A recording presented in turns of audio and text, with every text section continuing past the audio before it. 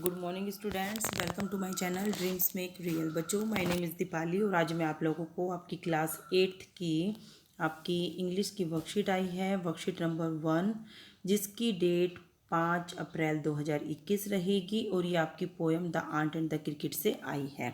तो बच्चों, आपकी पढ़ाई स्टार्ट हो गई है। मन लगाकर आपको पढ़ना है।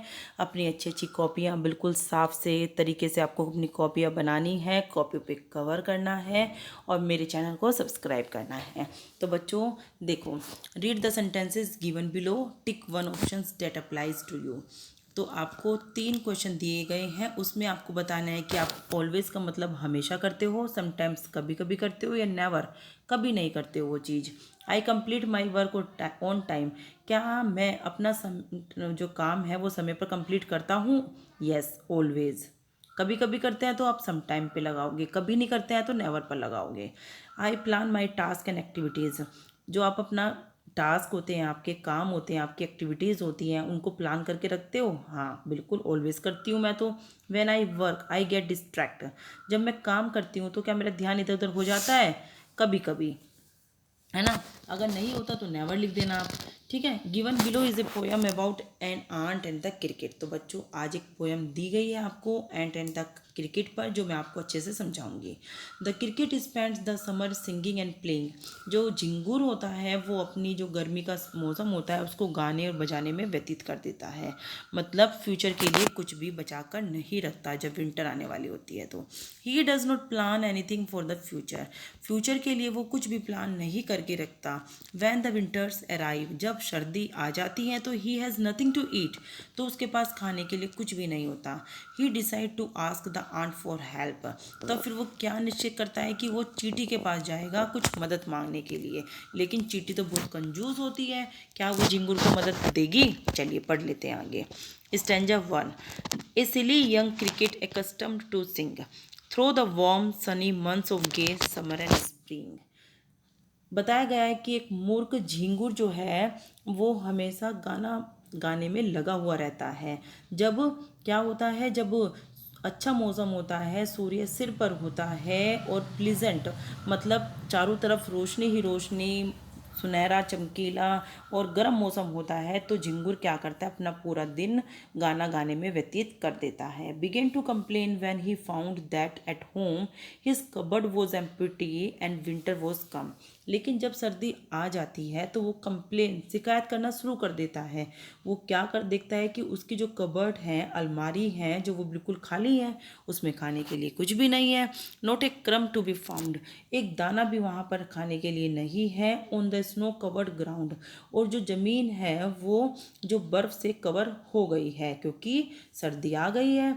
Not a flower could he see, not a leaf on the tree, ना तो उसे एक फूल पेड़ पर दिख रहा है, ना ही एक पत्ती उसे पेड़ पर दिख रही है। ओ व्हाट विल बिकम से द क्रिकेट ऑफ मी, तो झिंगुर ये कहता है कि अब मैं क्या करूँगा, अब मुझे खाने के लिए कौन देगा। तो झिंगुर बच्चों यहाँ पर वैसे तो ये झिंगुर है, लेकिन यहाँ पर झिंगुर के रूप में यहाँ पर ह्यूमन को सिंबलाइज किया गया है कि कुछ मनुष्य भी ऐसे होते हैं कि जब उनके पास काम करने का समय होता है तो वो अपना समय व्यतीत जो है बेकार की चीज़ों में कर देते हैं, लेकिन जब उनके पास समय नहीं होता तो वो पछताते हैं कि हमने अपना समय व्यतीत कर दिया, बेकार कर दिया। तो यहाँ पर झिंगुर को लेकर मानव को ही सिंबलाइज किया गया है। चलिए स्टैंजा 2 में देखते हैं कि अब झिंगुर क्या करेगा। At last by starvation and famine made bold, all dripping will welt and all trembling with cold. अंत में भूख, और भूख से इतना बोल्ड बन जाता है वो झिंगुर, जो भूख है, क्योंकि बच्चों भूख पता ही है आपको, जब हमें भूख लगती है तो हम अपने पेट के लिए कुछ भी करने के लिए तैयार हो जाते हैं। तो यही बताया गया है कि जब झिंगुर को भूख लगती है तो वो इतना बहादुर हो जाता है कि वो क्या निश्चय करता है कि वो ठंड में कांपता हुआ, अपने पैरों को गीला करता हुआ जो कंजूस चींटी है उसके पास जाएगा, किस उम्मीद में कि क्या पता वो उसे कुछ खाने के लिए दे दे।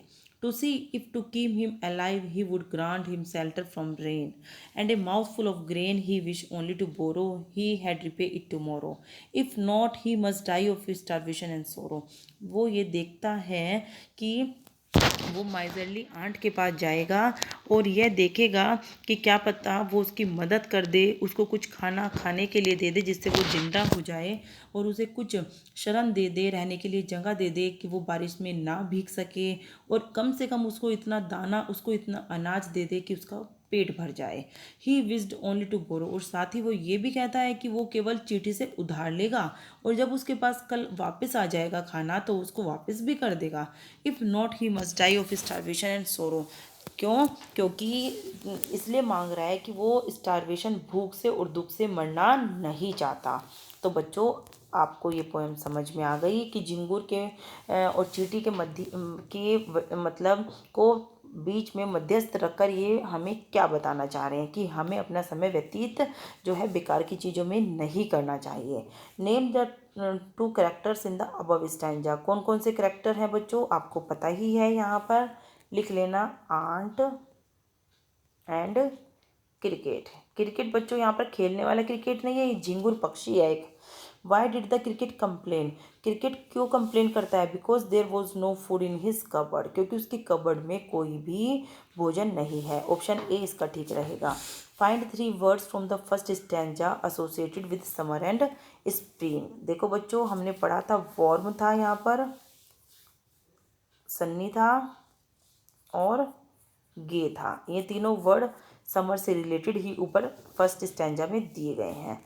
Find 2 phrases lines from the first stanza associated with the stars of winters. चलो बच्चों, मैं बता देती हूँ आपको फर्स्ट स्टैंजे में कौन कौन सी लाइनें हैं जो विंटर से रिलेट करती हैं। देखो बच्चों, not a krump to be found on the snow covered ground, not a flower to be could be he see, and not a leaf on the tree। ये बच्चों आप लोगों का आंसर रहेगा इसका। ठीक है, क्वेश्चन नंबर किसका जो मैंने आपको बताया है, क्वेश्चन नंबर 3 का आंसर, क्वेश्चन नंबर 4 का आंसर रहेगा ये आपका। तो आप यहाँ से लेकर और यहाँ तक आंसर ये आपका 4 रहेगा, राइट। चलिए क्वेश्चन नंबर 5 बता देती हूँ मैं आपको। What help did the cricket ask for from the ant? क्या चाहता था वो चींटी से मदद? Food and shelter. वो चाहता था कि वो उसे भोजन दे दे और रहने के लिए जगह दे दे। ठीक है, गर्म कपड़े नहीं चाहता था वो, मनी भी नहीं चाहता था। मनी का क्या करेगा वो झिंगुर? Find 2 words from the stanzas 2 that are related to the shortage of food. Shortage of food से रिलेटेड 2 शब्द हैं बच्चों। अगर भूख, भोजन की कमी होती है तो स्टारवेशन, भूख, एंड एक शब्द और दिया गया है बच्चों आपको ऊपर, फेमाइन। ठीक है, ये भी भूख से रिलेटेड ही हमारा शब्द है, फेमाइन और स्टारवेशन। भूख से पीड़ित होती है ये चीज़ें। ठीक है, तो ये आपका आंसर 6 हो जाएगा और ये आपका आंसर ये ठीक है बच्चों आपका। ठीक है, from the second stanza right the rhyming words from for. चलिए राइमिंग वर्ड्स में बच्चों आपको बता देती हूँ क्या होता है। रेन का दिया हुआ है यहाँ पर, ग्रेन, GRAIN, ग्रेन, जिसमें लास्ट में साउंड एक जैसी आती है, वो होते हैं हमारे राइमिंग वर्ड्स। और टुमारो, सोरो, बोल्ड, कोल्ड। ठीक है बच्चों, तो ये सब हमारे राइमिंग वर्ड्स हैं। आप लोग वीडियो देखकर अपनी वर्कशीट कंप्लीट कर लेना। वीडियो को पॉज करके अपना काम कंप्लीट कर लेना। एक बार में नहीं होता बच्चों, तो 2 बार आप लोग वीडियो देखना। ठीक है, और अपना काम कंप्लीट कर लेना। थैंक यू बच्चों।